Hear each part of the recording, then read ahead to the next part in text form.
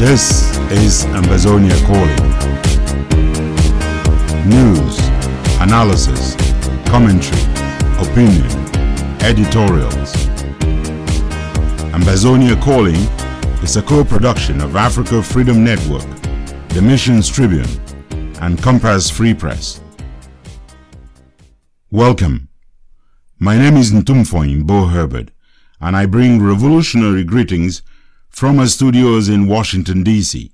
to all of you, friends of Ambazonia and fellow Ambazonians on Ground Zero and across the globe.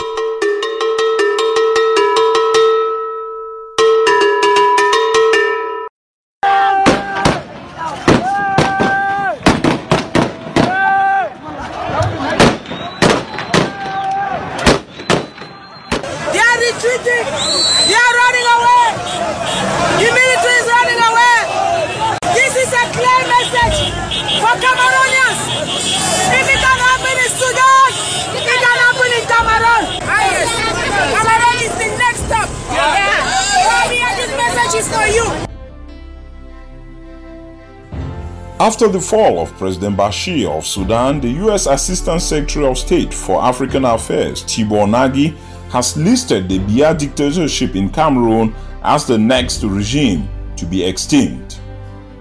I am innocent here.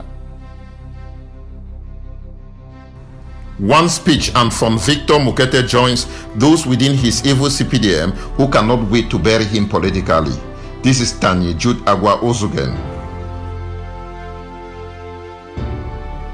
There is need to restructure what we now call the IG to make it lean and nimble so it may sync with the other liberation outfits and together get us to BOYO faster and sooner than later. This is Lambert Mbom.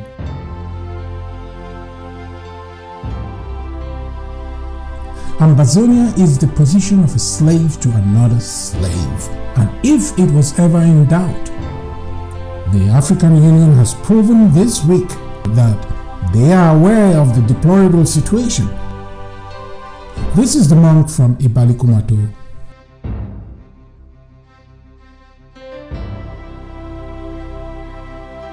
There is no crown without a cross. Valentine Ghana is my name.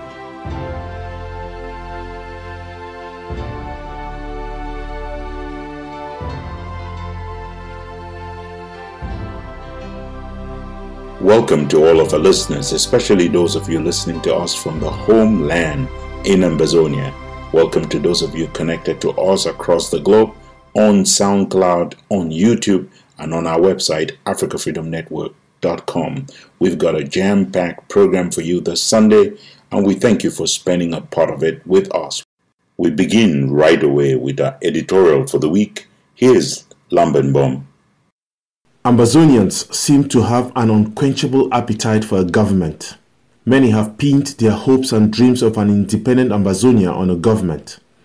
And anybody who for any reason raises their voice against the idea of a government is considered a traitor and is treated as an outcast. Many have mischaracterized ideological difference over the idea of a government as power-mongering.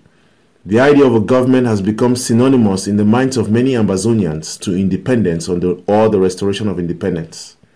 Does this revolution need a government or a governance structure? How did we get here? The answer is simple. It is our lived experience that we have grown in a country where people look up to the government for any and everything. Think about it. The most prominent vehicles of corruption in Cameroon are entrance exams into professional schools, ENAM for administrators, ENS for teachers, QS for doctors, IRIC for diplomats, and you name it, whereby one is guaranteed a government job with a decent salary upon graduation from school. Even business people in the private sector depend on government contracts. So I get it when people are crying for a government, yet we cannot escape the fundamental questions. How is a government formed? And who forms the government? Who makes it into the government and on what criteria? The rush to create the interim government has complicated the cause for the restoration of the independence of Ambazonia, left us more divided and more confused. Don't get me wrong, the Ambazonian liberation struggle needs a certain leadership structure and not give room for any freelancing and freewheeling. One gets it when our people are so infatuated with the idea of a government, and like true patriotic sons and daughters have demonstrated this by opening their wallets to show the mean business. They put their money where their mouth is. And even in the face of brazen corruption, they are still willing to stick with it, the beloved IG. We cannot continue living a lie.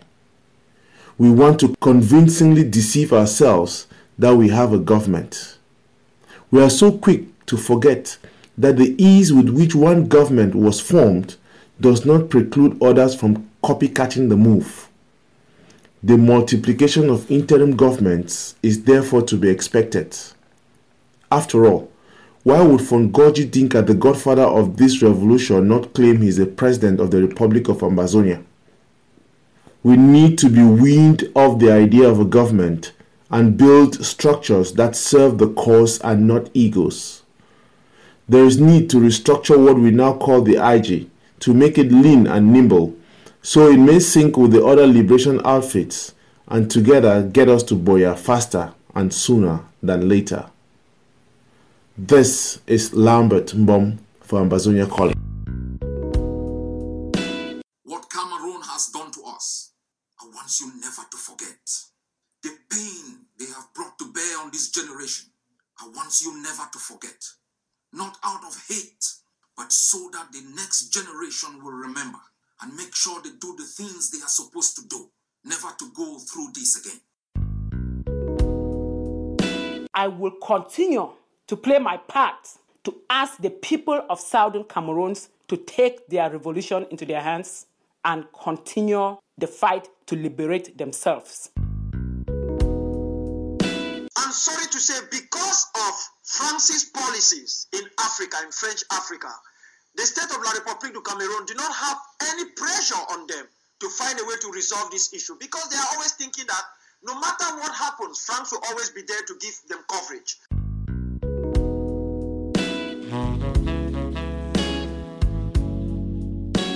Still ahead in this edition, we have The Devil Unmasked with Professor Emmanuel Tatamenta.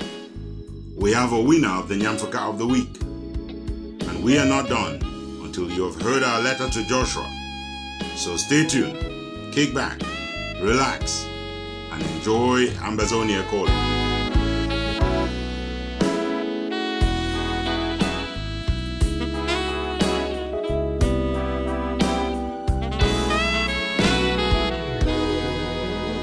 We've got plenty of news.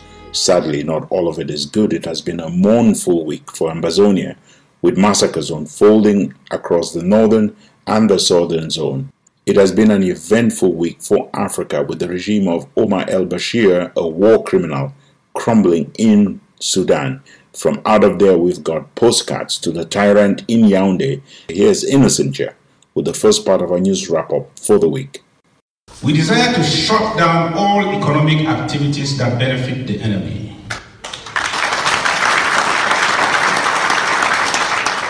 Organizers of the Ambazonia Stakeholders Strategic Conference, ASSC, concluded a two-day working conference in the historic city of Berlin, Germany on Saturday.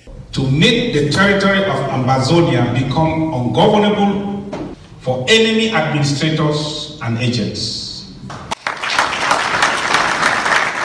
The conference held against a backdrop of protest calls registered by the leadership in Germany, as well as proponents of the Ambazonia People's National Conference that convened February in Philadelphia and passed a vote of no confidence to FAKO and his administration. To get the United Nations and its affiliate organizations directly and actively involved in finding solutions to our independence struggle.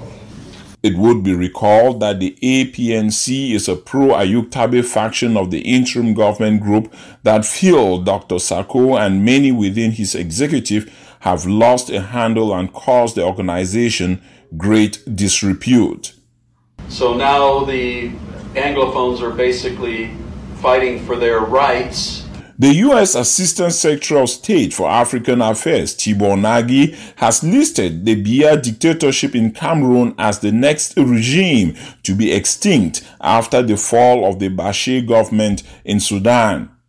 So I will just say my next concern is Cameroon. He was speaking Thursday at the town hall type meeting in Houston, Texas. Unfortunately, the government of Cameroon has not responded in a way that would assuage the concerns of the Cameroonians. Particularly, the U.S. Assistant Secretary of State made it an exclamation mark by referring to the state of relations between Cameroon and the U.S. as current, most likely meaning that there is some rewriting even as we speak.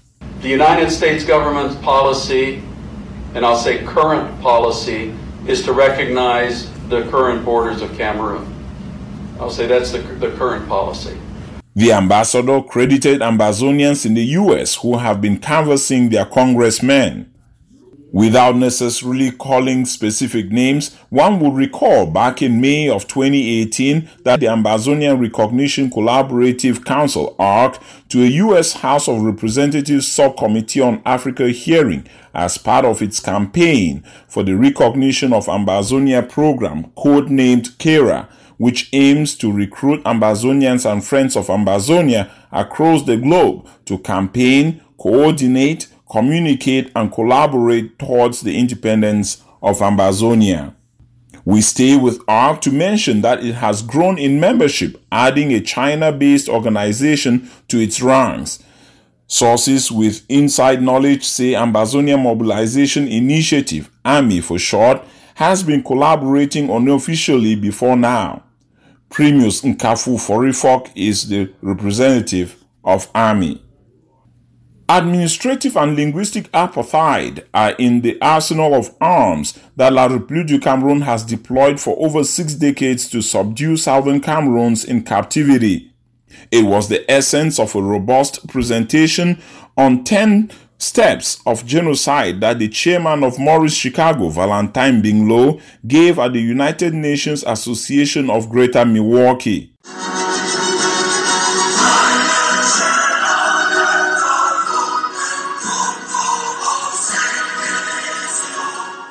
A delegation of 7 representatives from the Ambazonia Governing Council of Dr. Lucas Choi Ayaba has wrapped up a one-day working visit in Belgium.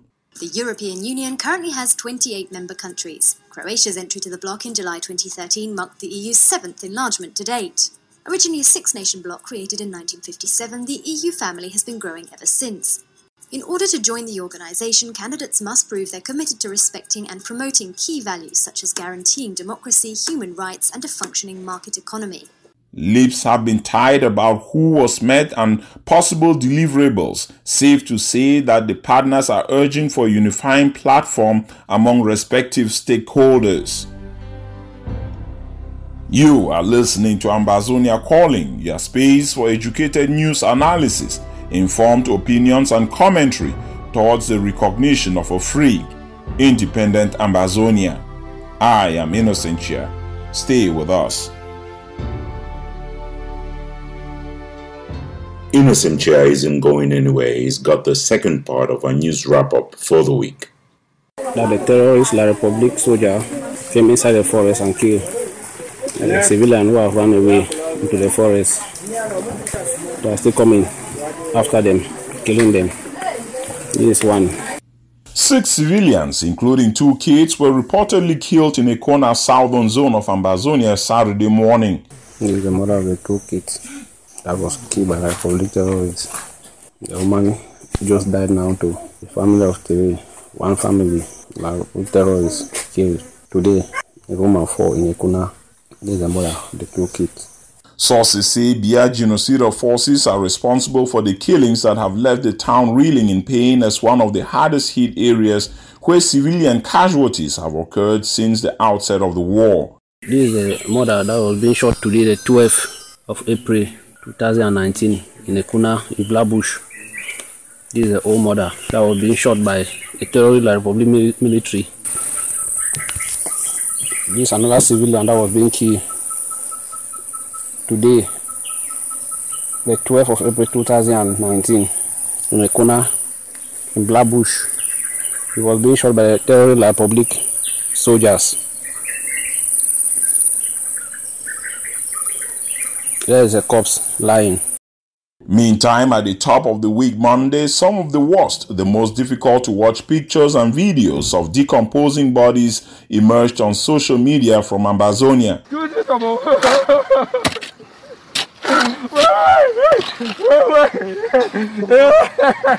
A father in Tole, not far off from BOYO, is sobbing uncontrollably at the sight of the putrid remains of the son and other unknown Ambazonians, 3 in total.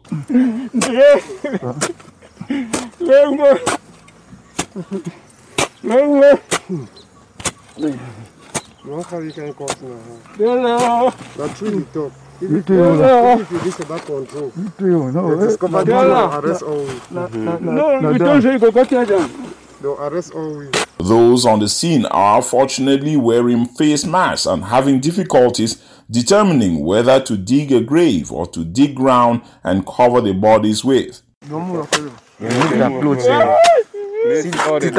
at the same trico, black. One stamp for this. Maybe them. Now that military people will have them. They will have them. That black they go kill you today. The decision made is to just cover the bodies and not have to deal with moving them any inch.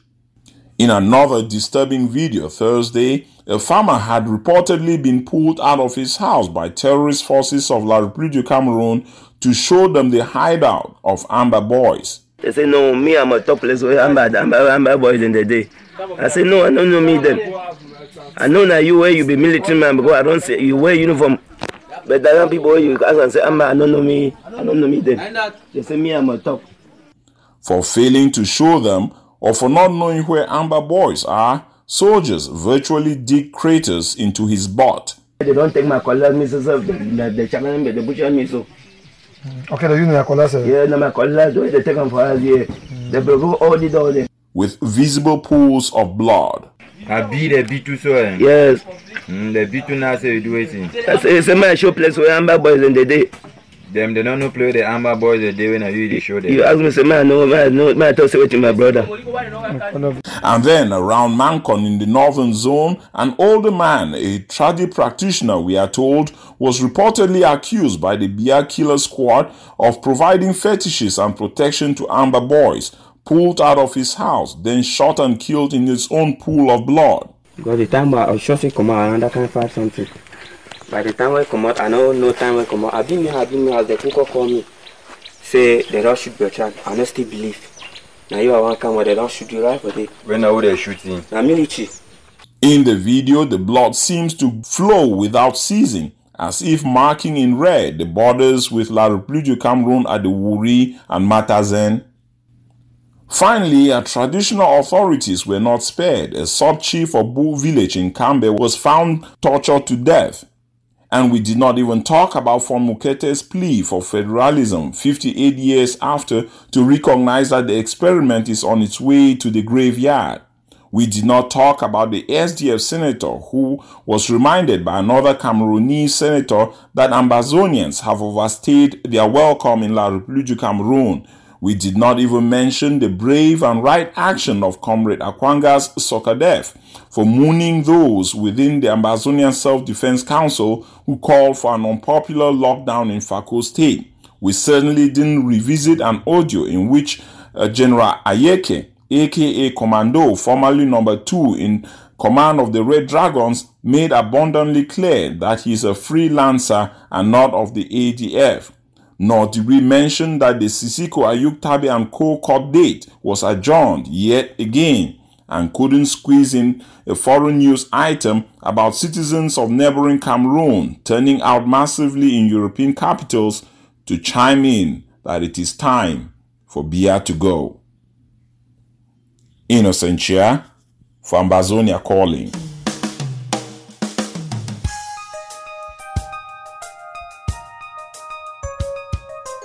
This is Ambazonia. One nation, one soul, one people.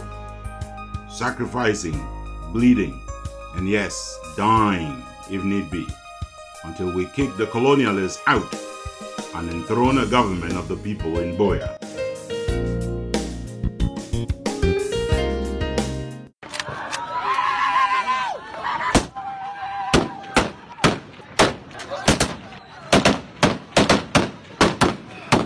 The ring of gunfire in the streets of Khartoum, Sudan on Wednesday as people power toppled one of Africa's worst dictators, tyrants, and war criminals.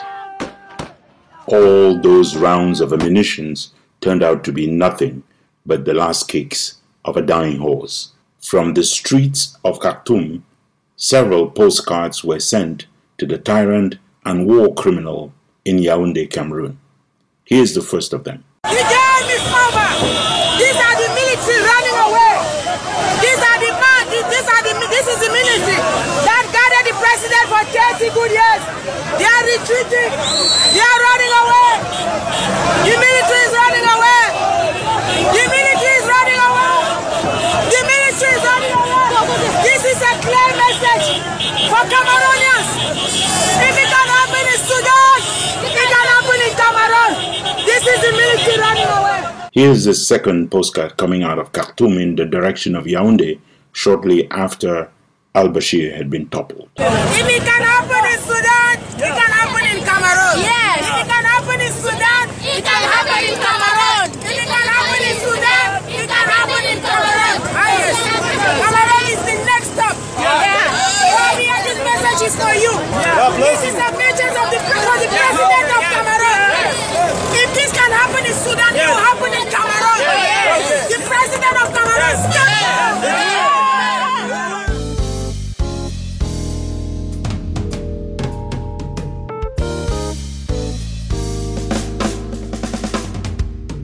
Welcome to our special interview segment, The Devil Unmasked, The Truth Out.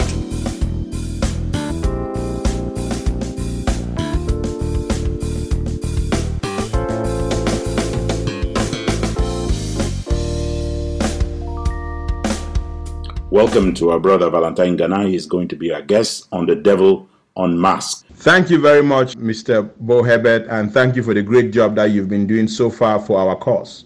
It's always a tall order to introduce any of our guests here on The Devil Unmasked. They come with such a big portfolio, but let me try and do this for Valentine Ghana. Valentine Ghana left the southern Cameroons in the 1990s. He left with his family. They were all going into exile. He had just graduated from high school, and there was no way for him to go on to university. He had been banned from going into university in Cameroon, and this was linked to his role in the student strikes in 1985 when they were fighting the process of baccalarizing the GCE. He ended up under lockup at the gendarmerie for close to 2 months when he was only 16 years old.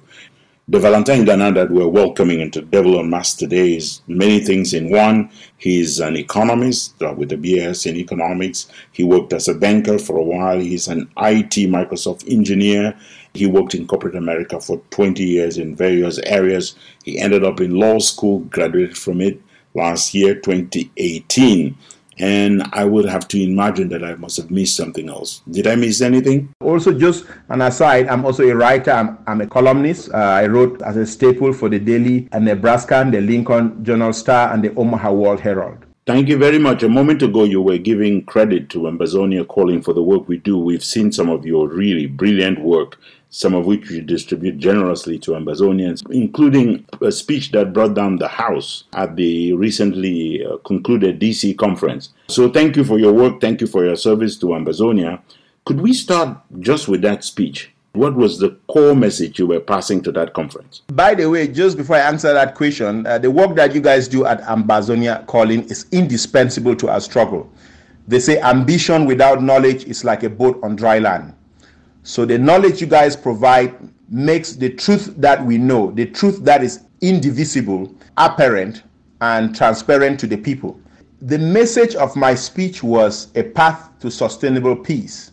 America arrived at sustainable peace with England through truth because they were a people who deserved independence. They were a people who deserved self-determination. So we might desire sustainable peace in the case of the southern Cameroons, which is also called Ambazonia. But unless we address the root causes of the situation, looking at other examples around the world, there is not going to be sustainable peace in Ambazonia. So sustainable peace comes through sustainable justice.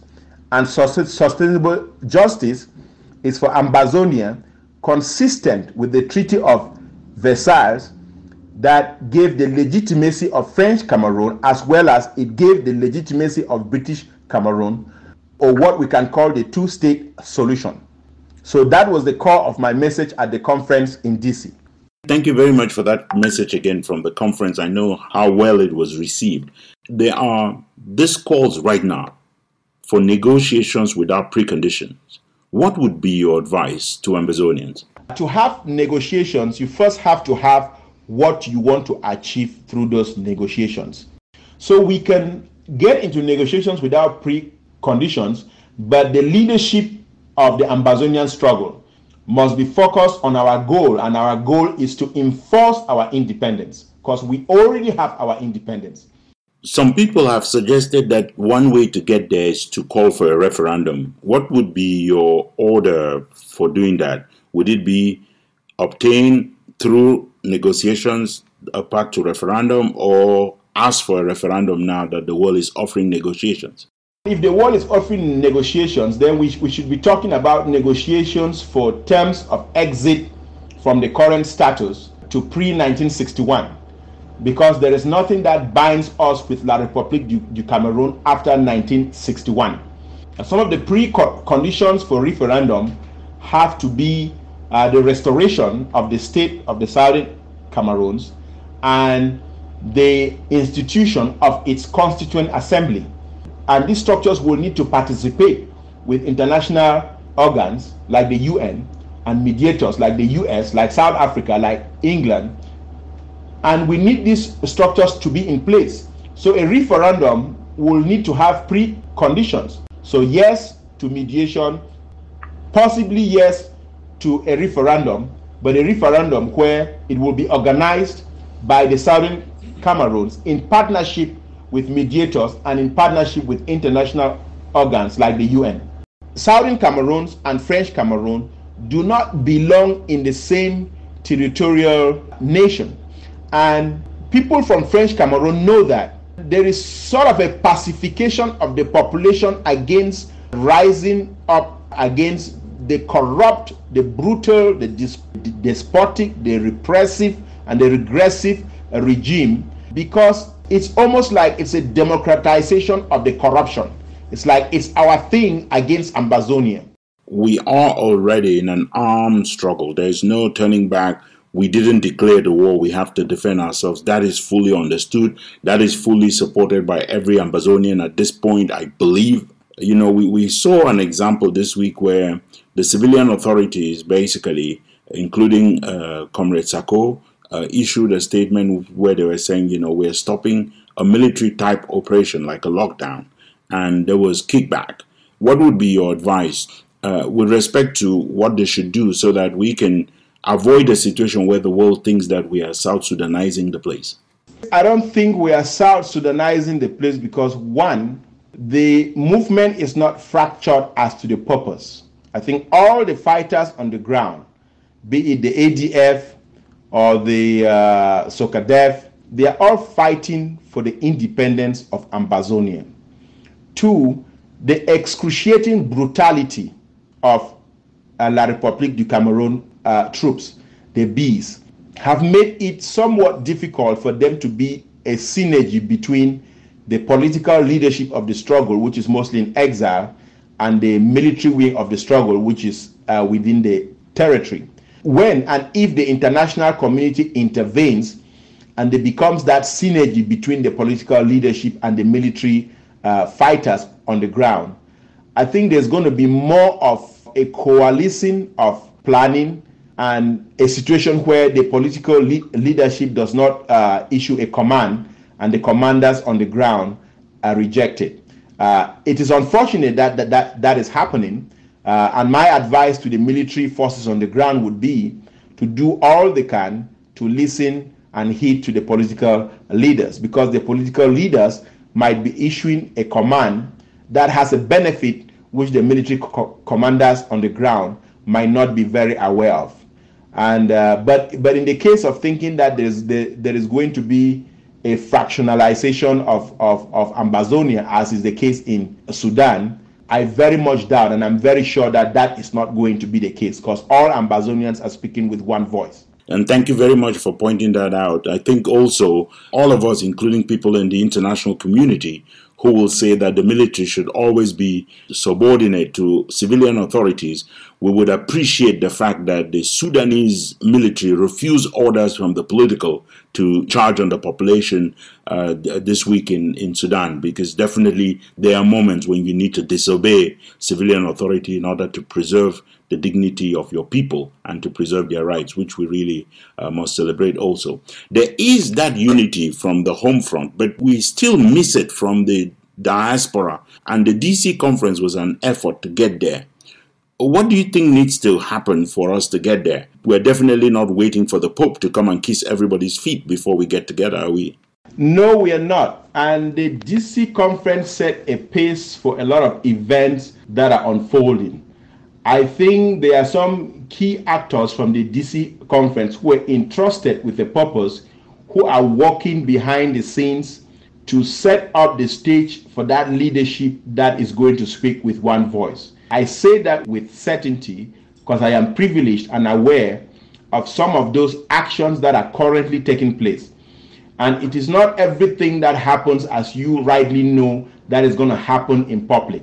So I say give it a few weeks, a few months, and you will see a true coalescing of the leadership, as well as a consistency of the leadership speaking with one voice. And I think with time, because I know Cho Ayaba to be a reasonable person, I think in time, reasoned and reasonable voices are and will continue to speak with him, and I'm confident that he will heed that call to come work as one. Don't also forget that we are fighting against a very well-financed, a very brutal enemy, and a very mischievous enemy who is using social media to post stories that are divisive to the leadership of the struggle. We have to be abundantly aware that LRC is not going to give up with its Machiavellian ways of trying to plant stories in social media to portray a leadership that is divisive when actually it might not be. When Valentin Ghana refers to LRC, he means La République du Cameroun, for those of our listeners who are not Ambazonians or citizens of Cameroon. We saw a remarkable debate before the House of Commons, and we heard a kind of split between parliamentarians in Britain who understand the fact that decolonization was not completed properly, and a government that seemed even to take sides and play public relations officer for the repressive regime and colonial regime of Yaoundé. What message could you send to the UK government, Her Majesty's government, Parliament there, and those who still continue to hold out correcting this mistake?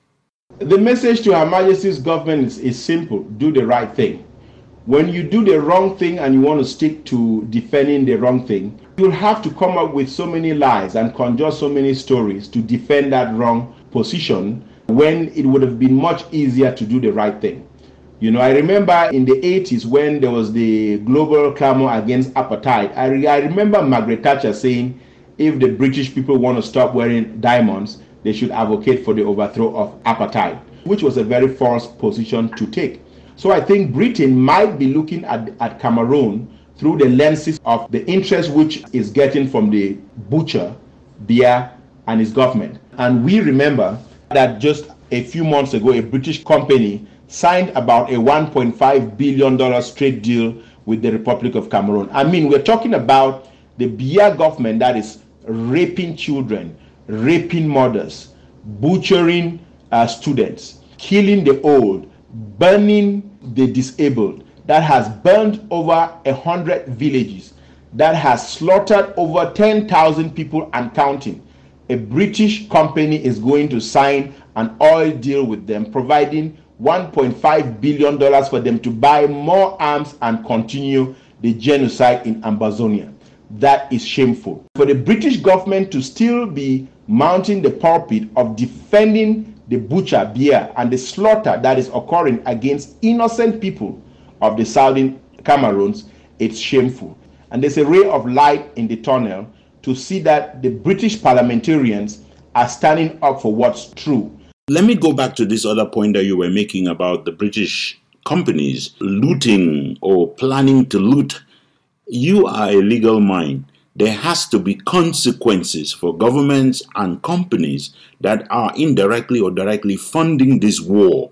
Correct. There have to be legal consequences for what they are doing because they are aware of the violence that is going on. Their intelligence agencies have briefed them on that violence. And for these companies to be trading with beer and funding beer puts them, as we say in law, they are accessories to the crime of genocide that is happening in Ambazonia. And they could be brought in an international forum or court of law to answer for what they are doing.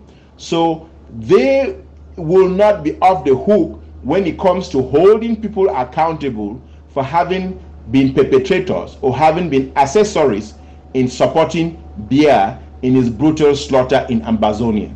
So the British parliamentarians are right in trying to hold Britain to step back from being an ally and a defense person for beer and do what is right in helping to have Ambazonia enforce its independence.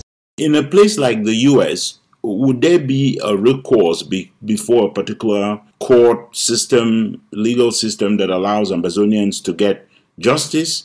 Yes, in the case of the US, and that is something which I've been talking with a few activists of doing, US federal law allows citizens of the US and residents of the US who have suffered loss due to the actions of a foreign government, a foreign institution, to file a federal lawsuit case against that government or that institution by people, residents and citizens of the United States who have relatives abroad and who have suffered loss of these relatives or injury brought to these relatives, as well as if these relatives have suffered loss in property. The case can be and will be brought in US federal court to hold these individuals accountable. Let's talk to the people at home. Give a message to our mothers, sisters, brothers, fathers who now are seeking a safe haven in the bushes and the forests, who are seeking shelter in refugee camps. First of all, before I answer that question, I have to say that I do speak with people back at home. I do speak to people, Ambazonians, at all strata of society, and they are very committed for us to prosecute this struggle to the end, and the end being independence for Ambazonia. And sometimes it's surprising on how unflinching their resolve is towards paying whatever price they have to pay to enable the accomplishment of this goal. And they say sometimes the goal an individual sets for himself or the goal an institution sets for itself is only as good as the price they are willing to pay to enable its execution. So kudos and cheers to all those back at home who are so unflinchingly committed to achieving this goal. But to the people who are in the forest, to the people who are in the refugee camps, to the people who have lost relatives, there are no amount of words that I can say to console them. Send a message to those who are in jail. What I have to tell them is that you are not alone. As somebody who spent 2 months in confinement in Cameroon when I was just 16 years old, I just have to say you are not alone. Hold your head high, stick to your principles, may God be your strength, and remember, we are sharing your pain. We feel your isolation. We know the degree of sacrifices that you are making being away from your family, just like Nelson Mandela, who spent 27 years on Rivonia Island from his family, from his beautiful wife. We know the epic sacrifices that you are making. And Ambazonia owes you a debt of gratitude. And to our leaders like Sese Sekou, like Fongalafo, like Deacon Tassan, and all the others, I say to them, just like the example that Christ showed to mankind, there is no crown without a cross. And they have carried their cross right to Calvary. And the truth will resurrect them. The true destiny of Ambazonia will resurrect them. And we out here in the diaspora are doing all in our might in fighting to ensure that we all get to that point of victory. And also, if you don't mind, let me also send a message to the Ambazonians in the diaspora. Do not relent your efforts. Do not listen or read those divisive stories that are being written by La République. Every Ambazonian in the diaspora has to do their share so that we attain victory. Valentine Ghana is my name. You can find my information on social media. Reach out to me. I already have documentation prepared for you to use to submit to your congressman. As you heard what the ambassador Thibault Nagy said in his speech in Houston, U.S. policy is there for us to harvest. When you hear a senior diplomat in the Trump administration insist on the words current U.S. policy with reference to any recognition of the boundaries of Cameroon, what does that tell you? I have to answer that question by going back to precedent. If we go back to 1988-89, current U.S. policy at that time recognized the Soviet Union as the government over Latvia and Lithuania and Estonia and Ukraine and Georgia and Azerbaijan. But after 1991, when the Berlin Wall came down and those republics rose up in revolt, the United States recognized the independence of all of those countries. If you go back to 1993, before the Yugoslavian war broke out, current U.S. policy at that time recognized Yugoslavia as the government over that entire area that included Croatia and Bosnia. But realistic U.S. policy, after the Bosnians and the Croatians rose up, the United States government eventually recognized Bosnia and Serbia as the rightful governments then. When Ambassador Thibault Nagy says current U.S. policy recognizes the current boundaries of Cameroon, you have to read that current, quote and unquote. And as somebody in jurisprudence, language is very important, especially diplomatic language. And that language is crafted intentionally, purposefully, willingly to send a message. Ambassador Thibault Nagy did not have to include the word current. And current has an undertone of changing. And that change is right at the cusp of the horizon. That is why us Ambazonians should not relent for 1 minute, but we should up the ante and up our efforts to fight for what is rightfully ours. Let me make sure that you don't miss putting out a message to the bravest young men and women on earth who are Amber boys. I mean the real one, the Amber boys and girls who are making sure that they can stand with our people and who can defend them. To the Amber boys, I have to say that the fight you are fighting is going to emancipate the current generation as well as emancipate several generations to come. And I know a lot of Amber boys have paid with their lives. I speak with humility and with the privilege of being able to address them. I say to them, don't give up. Keep fighting the good fight. Keep fighting the oppressor. Don't fight against your own population. Don't engage in the kidnappings of your own population. Try as much as possible to adhere to the rules of war, to the Geneva Convention. Don't torture your own people. Protect your own people from the aggressors of La République. I want to tell them that Ambazonia owes you guys a debt of gratitude. And some of us who are in the leadership abroad will be staunch to suggest to the future Ambazonian government that the fighters on the ground deserve a GI Bill from the population of Ambazonia in future. explain the GI Bill, because this is familiar to Americans but not to Ambazonians. The GI Bill was a bill that was drafted after the Second World War, that every soldier who had helped fight to liberate the free world from the tyranny of Hitler, and Bia is just like a Hitler, from the tyranny of Hitler, had a package through which they could start businesses, or they got scholarships to go to school, and they could repair themselves and restore themselves. And that GI Bill has continued till present day, where people who offer their service to the military receive certain benefits as a thank you from the government and from the society for standing up to protect and to defend. And so the Ambazonia will have a future GI Bill for these gallant and brave warriors who have stood up and fought, who have defended our people beyond our own expectations. Thank you very much, my brother. I think we couldn't get a better guest for this segment, and have a wonderful, wonderful week. Thank you very much. You have a great week, and let God continue to bless the efforts that you are making, as well as the efforts that the whole leadership of Ambazonia, both at home and in the diaspora, are making. So get on now on the train. Everybody, get on now on the train. Mothers, fathers, get on now on the train.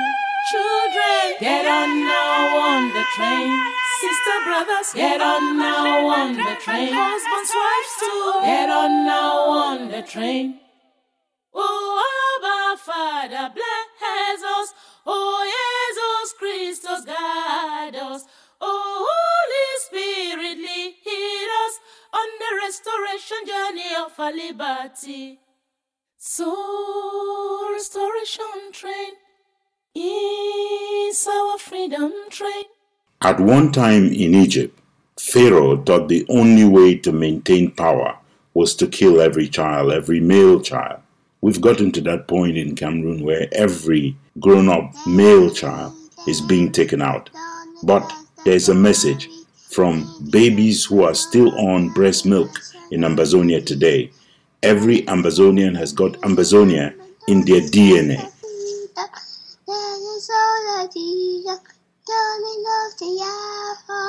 Dory to the dory, we don't need that's the ball. Every nation, that's the dory.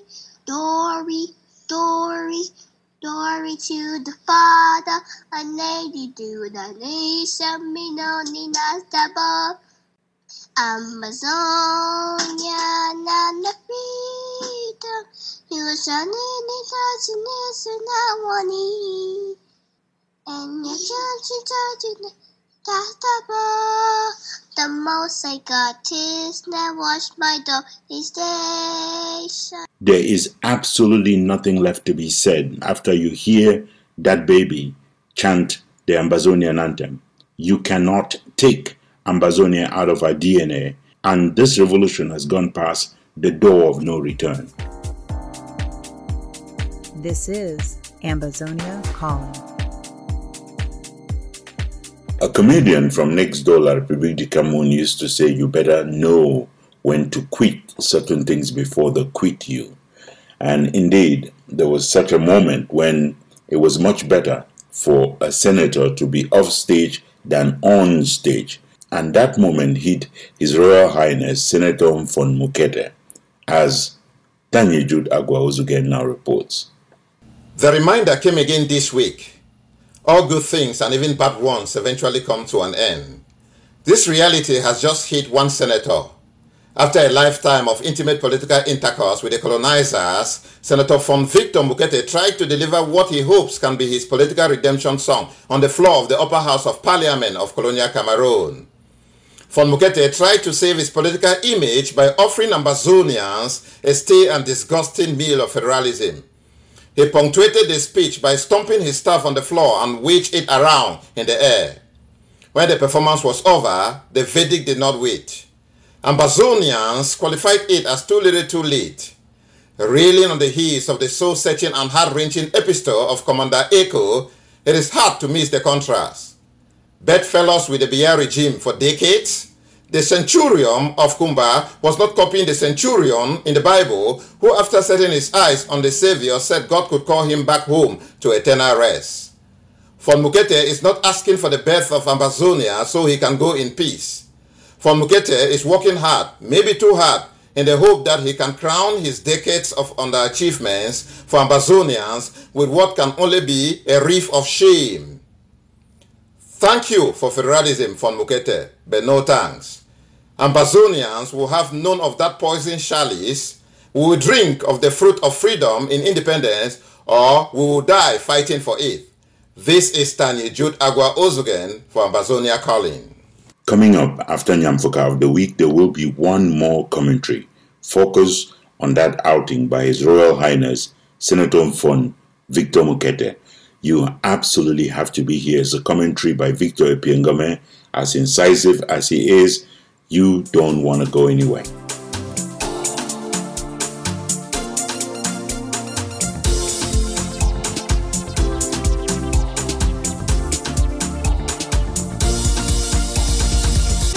We don't do foolish, but when there are capital fools out there, we make it our duty to find them, and every week we crown one of them the Nyamfuka of the week.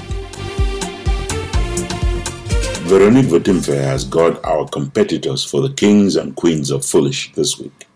This week, one of those who are still claiming to represent Ambazonia at the colonial parliament in Yaoundé was reminded by a more qualified senator, just because he happens to be Francophone, that the Anglos in colonial Cameroon are to be seen, not heard.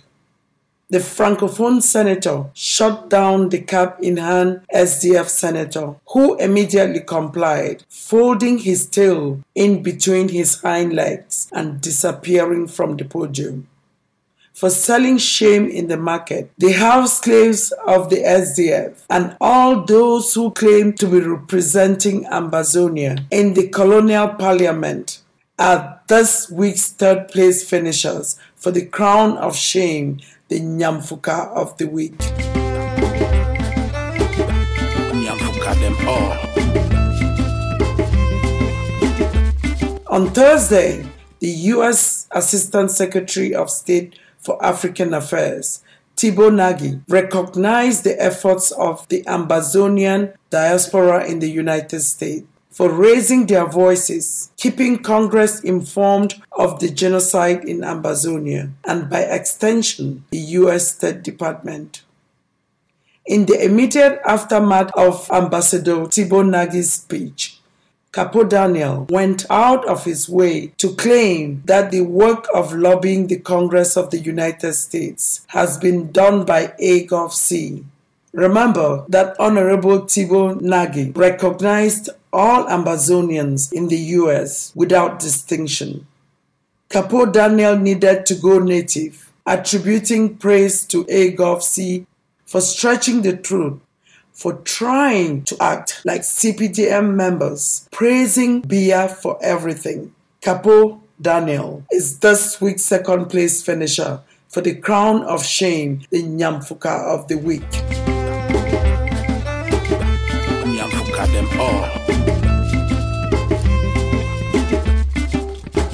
Stealing and running away with the crown this week is a pro-One Cameroon, pro-federalism activist based in Germany. This week, Paddy Asanga, yes, him again, committed more sins against the Ambazonia revolution. This week, he forwarded an unidentified audio, no doubt entirely cooked up, in which an unidentified voice urged Ambazonian freedom fighters to commit war crimes. The voice in the audio suggested that restoration forces should sneak up on civilians attending the Festac in Victoria and open fire indiscriminately into the crowd, killing as many civilians as possible. The audio message reveals one of the evil plots that the Biya beggars for federalism nurse in their minds and have been deployed by the regime to sell as something Amba boys and girls would do. Sadly for them, this plot too was laid for forwarding an unidentified audio whose content encourages war crimes in the hope that it would stain Amba fighters. Paddy Asanga is this week's winner of the Crown of Shame, the Nyamfuka of the Week. Nyamfuka them all.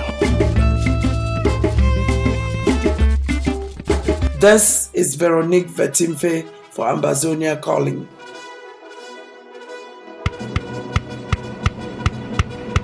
Restoration train is going to the mountains. Restoration train is going to Bamenda. Restoration train is going on to BOYO on the restoration journey of our liberty.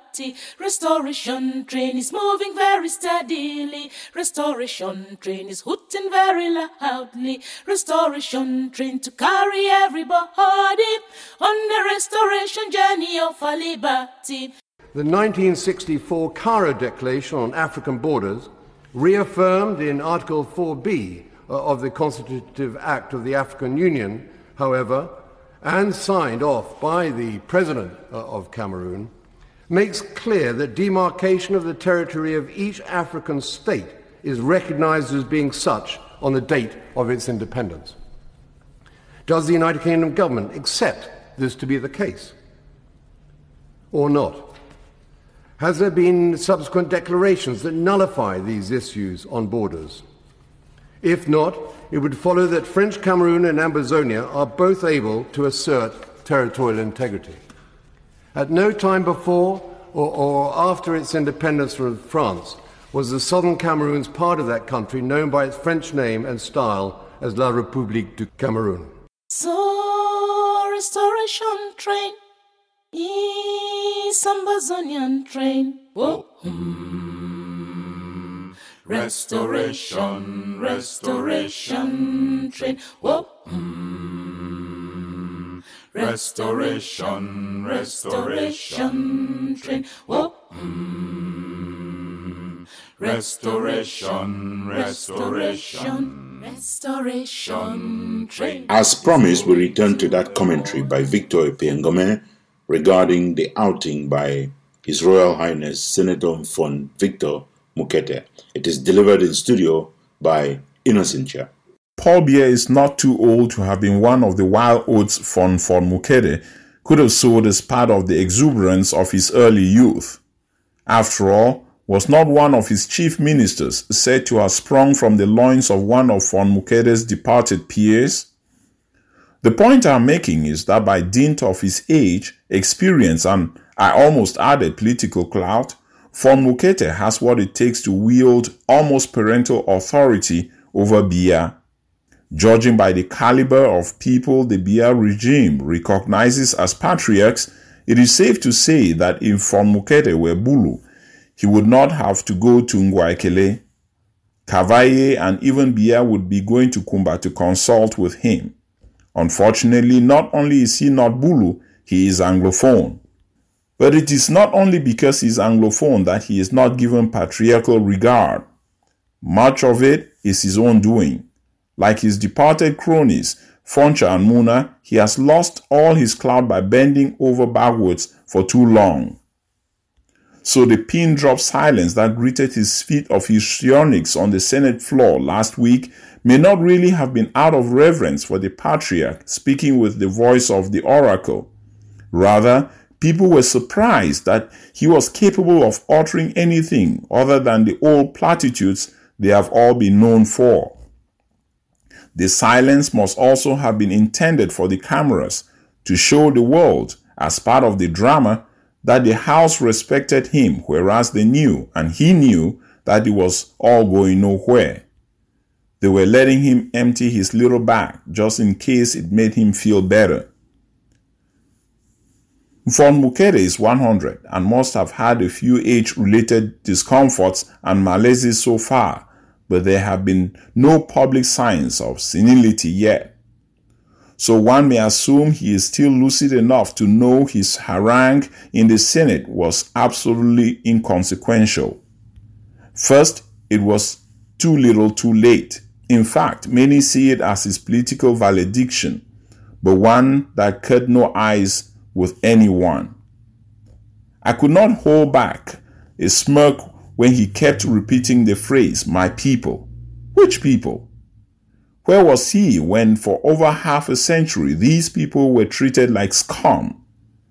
Why did he not accompany Foncha and Muna when they went to the UN in 1994 to acknowledge that their people had been shortchanged in the political marriage that had led them into?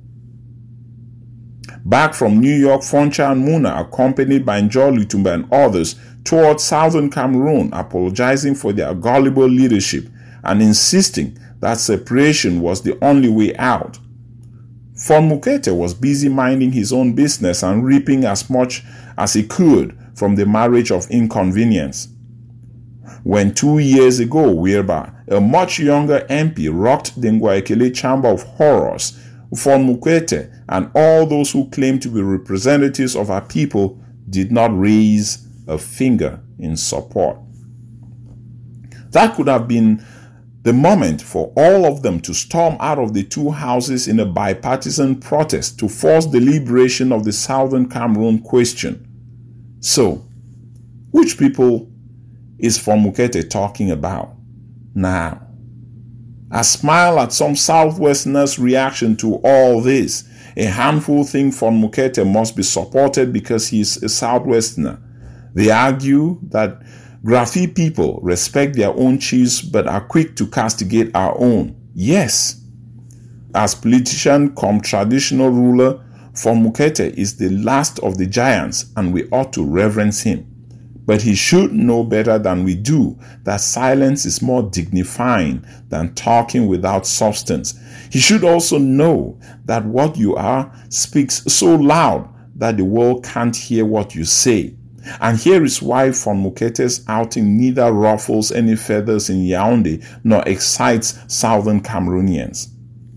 For Yaoundé, even if he were to be taken seriously, they could just ignore him and his little surge of bramble fire enthusiasm would peter out before long, especially as they know his noise cuts no ice with southern Cameroonians. But more importantly, Yaoundé knows that by his advocacy for 10-state federation, he is playing their game. And it is precisely this advocacy that puts the chief at odds with the majority of southern Cameroonians. If the regime could marginalize and rape the people of southern Cameroons in a 2-state federation, what protection would they have in the 10-state federation? Once they succeed in surrendering the historic tie between the Northwest and Southwest, Yaoundé and Paris will have won their bet. 2 individual states, like regions, out of 10 will become toothless, and the cubes of sugar will have been finally dissolved. I think the Fon still has one chance to prove that he was not just playing to the gallery.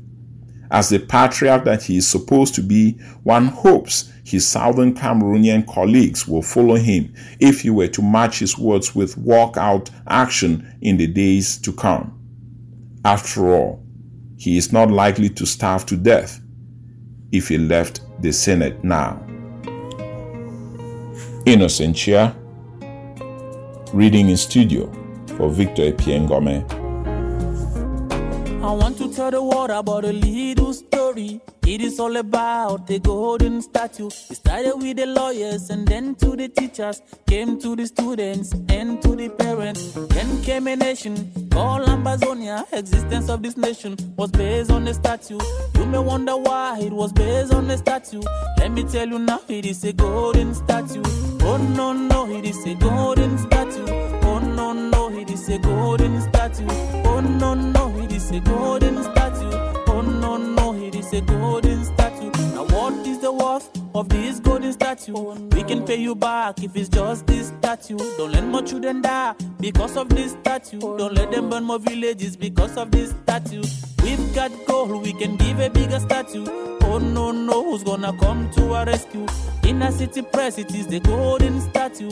Let nobody fool you, it is a golden statue. It never rains but it pours. That is precisely what French President Emmanuel Macron is facing at this moment. First, he had to deal with his Italian counterparts, the Italian Prime Minister and members of government attacking France for the colonial CFA franc that they use all across Africa. Then last week, it was the turn of the African Union ambassador to the Americas. And this week, it was the turn of some members of parliament in France, going after the French for the evil the French have done. Here is the monk from Ibalikumato, Vetzakov himself.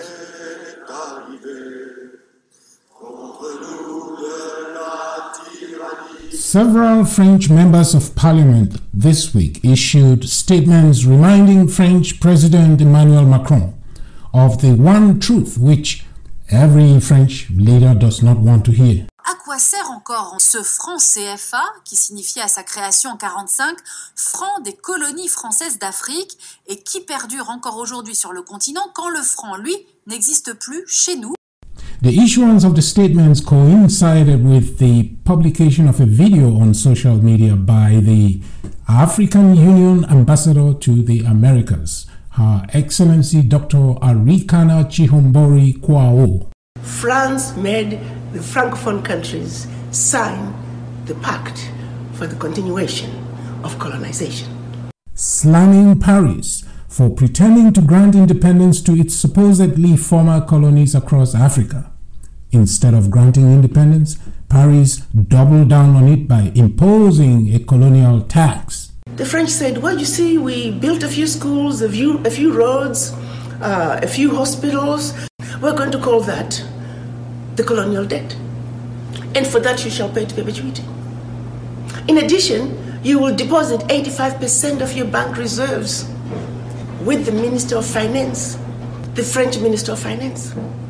The French MPs this week agreed with the African Union ambassador. France is sustaining Africa's dictators and preventing the emergence of truly democratic states in French-speaking Africa as a means of maintaining and accelerating the looting of the black continent. Today, France is taking out of Africa, Francophone Africa, over $500 billion. Over $500 billion. We, the Africans, the poor countries, we're giving France over $500 billion a year. Year in, year out. And no one is talking about it. The latest figures are saying for every $14 billion that France takes out of Africa, by the time they finish investing it, they're realizing upwards of $300 billion for every $14 billion. So in actuality, France is taking out of Africa trillions of dollars year in, year out. You have to hear the full extent of the evil written into the so-called French cooperation agreements to understand that France is no friend to Africa. Critics say the common currency has hampered the region's economic growth while France profits.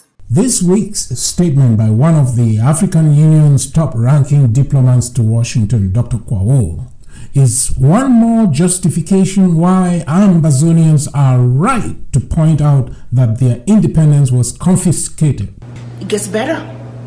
They were also told that if you need any military equipment, you can only purchase it from France. Your military can only be trained by France.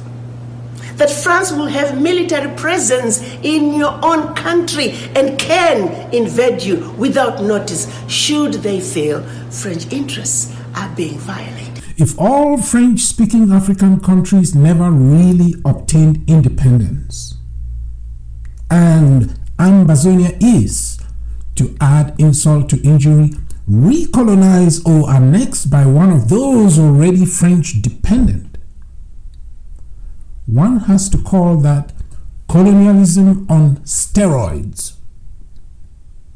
Ambazonia is the position of a slave to another slave, and if it was ever in doubt, the African Union has proven this week with Dr. Kwao's video that they are aware of the deplorable situation. Now, they also need to join Ambazonians in restoring our independence. This is the monk from Ibalikumato for Ambazonia Calling.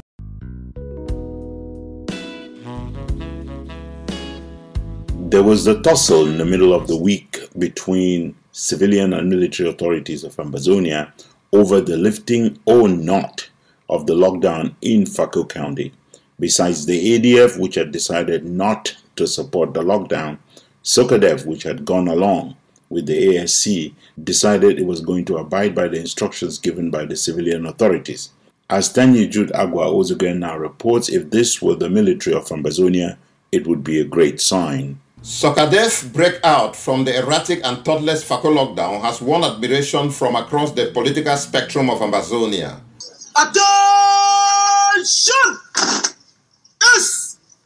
Attention! SOCADEF's willingness to spar with the ASC has made the self-defense unit willing to place a high premium on respect, selfless service, honor, and integrity.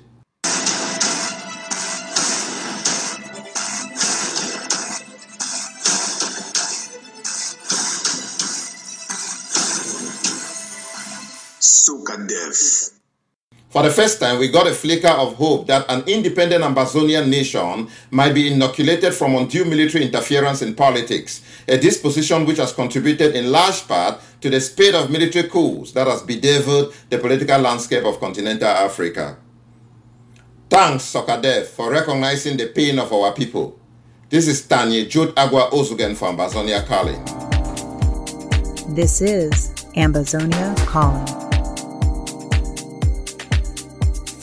Because you have your army of occupation out in West Cameroon, you believe that when the people will rise, even if you took the whole of the French army and added to yours, you will never bring them down.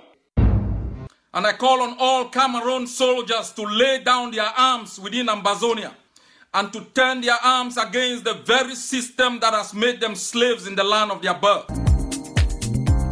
For more stories from around the world, go to the World Wide Web at themissionstribune.com, compassfreepress.com, and africafreedomnetwork.com.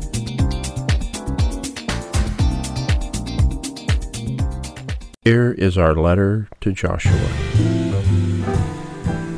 Dear Joshua, everyone has told me about the misery and melancholy in which you are now steeped. Someone said you are exactly in the same foul mood as Hamlet in the play of the same name. It is not a secret to you. I celebrate your misfortune every day, twice on Sunday. So I am laughing as much as I am crying these crocodile tears of pleasure at the expense of, who else? Hitler, Ali Babayu. The gates of hell have moved into Ntumfoyn, and you are encircled like game, unable to escape the snare of the lion hunters, who also happen to be all these anti-Sardinars. Now you have been home alone for the last over 200 days, totally unable to step out of the village you came from Geneva to visit. I have noticed that some French newspapers are beginning to cover the story in great detail. I've seen the headlines switch from you being identified as a holiday maker, le vacancier au pouvoir Angola, to headlines that call you le casanier Angola. Just like that, news media now credits you for staying put in your village hut instead of perambulating all over Europe, shopping like a drunken sailor. Just like a joke, these fellows who call themselves the anti-Sardinars have put you under lock and key in Gola. The Ambazozos say you have been held under the palace of disunity lockdown, nowhere to go except in the bunker of the palace, where you might be saved from the mob that everyone with an ability to see into the future is predicting will seek to dig you out of the rat hole wherever you hide in that godforsaken place. The good news from Sudan this week was that it is finally your turn next. Now that Sudan's Omar Hassan al-Bashir has been arrested and thrown into the big house, the next guy on the line is you. If you have been watching events unfold in Khartoum, I can now confirm to you that you were looking into your future. No need to go consult a Ngambe man or to check with the oracle at that Carrefour Tamzu in Ebolo. which forecasted that you will rig the last presidential election, and thanks to the constitutional whatever, you were going to be able to maintain yourself in power without much ado. Like al-Bashir, the final hours will be rough for you, Joshua. I can just tell you that. They will culminate in you being turned over to the International Criminal Court at The Hague, where, like al-Bashir, you will have to answer war crime charges. Uncle Sam is no longer hiding what they wish to do with you now. The phrase is regime change, Joshua. The French want the same thing. They're not just speaking up, but you know they're talking with Uncle Sam in the back. You know how these things happen when your time has come, for whom the bell tolls. How do you run away from your shadow, Joshua? Your Gaulish ancestors are not even protesting after Uncle Sam designated you as the next in line.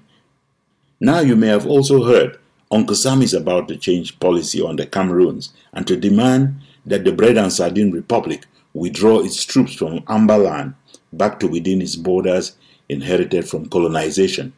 It is most entertaining to see that you're hitting all the panic buttons. You managed to be in such a panic that this week you caused the Security Council of the African Union to meet to review what will happen, guided by your ambassador, the Dean of the Diplomatic Corps in Addis Ababa. What possible action can you engineer in the form of negotiations mediated by your favorite mediator, the Liberian former leader, Sirleaf Johnson? For your information, Amberlanders know of the small tricks that you think you're going to be able to play thanks to Miss Sirleaf.